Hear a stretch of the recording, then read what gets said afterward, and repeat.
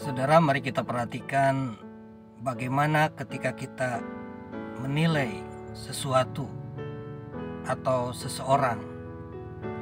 Seringkali menilai seseorang, menilai sesuatu itu didasarkan kepada apa yang kita lihat pertama.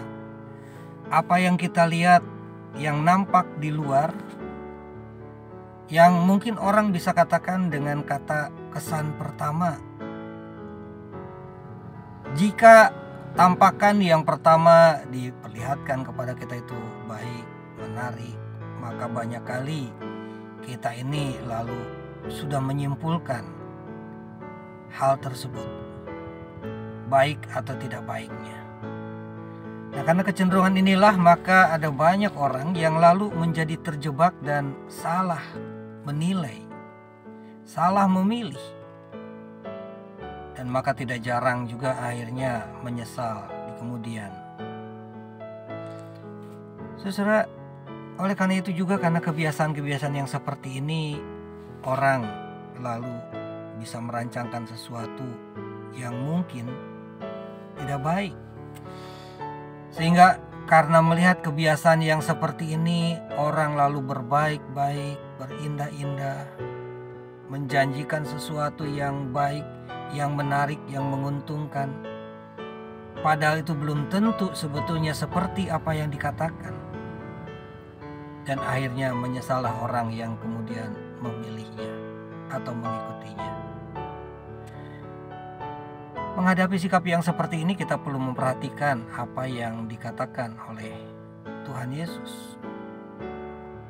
Ketika dia mengatakan dari buahnya lah kamu akan mengenal mereka, dalam Matius 7 ayat yang ke-20. Artinya kita jangan tiba-tiba, jangan spontan, jangan lalu dengan serta-merta menilai sesuatu hanya gara-gara penampakan luarnya. Ingat saudara, penampakan luar itu seringkali menipu apa yang sebenarnya. Dan kita juga perlu melihat bahwa bukankah yang imitasi, yang palsu, seringkali ditampilkan jauh lebih indah ketimbang apa yang aslinya. Dan ini tentu tujuannya untuk mengelabui mata kita. Oleh karena itu, menghadapi sikap atau keberadaan yang seperti ini, perkataan Tuhan Yesus yang penuh dengan hikmatnya itu mengingatkan kita bahwa dari buahnya lah kita akan mengenal mereka. Apakah itu baik atau tidak baik, sesuatu itu akan dikaji oleh buah yang ditampilkan, sehingga tidak membuat kita ini terburu-buru menilai sesuatu, tetapi juga akan menghindarkan kita juga dalam salah memilih dan menilai. Dalam perumpamaannya juga Tuhan Yesus mengatakan, oh, buah ara tidak mungkin keluar dari pohon yang lain. Sama juga buah anggur tidak akan keluar dari pohon yang lain selain pohon anggur. Pohon ara akan menghasilkan ara, pohon anggur akan menghasilkan anggur. Nah, oleh karena itu kita perlu dengan hikmat menantikan, menilai, dan menyikapi segala sesuatu sehingga tidak mudah terjebak dan salah menilai dan mengikut.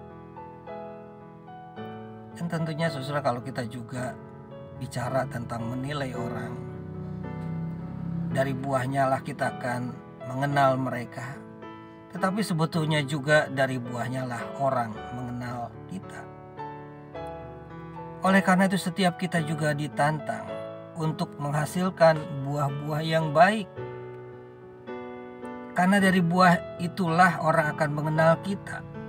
Jika buah itu buah yang buruk, buah yang asam, maka berarti kita memang sebagai pohonnya, pohon yang buruk. Harusnya kita bisa menghasilkan buah-buah yang baik, buah yang menyukacitakan buat yang lainnya, yang tentunya terlebih lagi menyukacitakan bagi Sang Pemilik kebun, Sang Pemilik hidup kita, yaitu Tuhan. Dan biarlah kiranya kita senantiasa menghasilkan buah-buah yang baik, buah-buah yang terus tidak pernah terputus. Dengan rajin kita nyatakan buah-buah yang baik itu di tengah-tengah kehidupan kita, sehingga semua orang dapat melihat bahwa kita ini adalah orang-orang yang hidup di dalam Kristus, Sang Pokok Anggur yang benar. Kiranya Tuhan memberkati.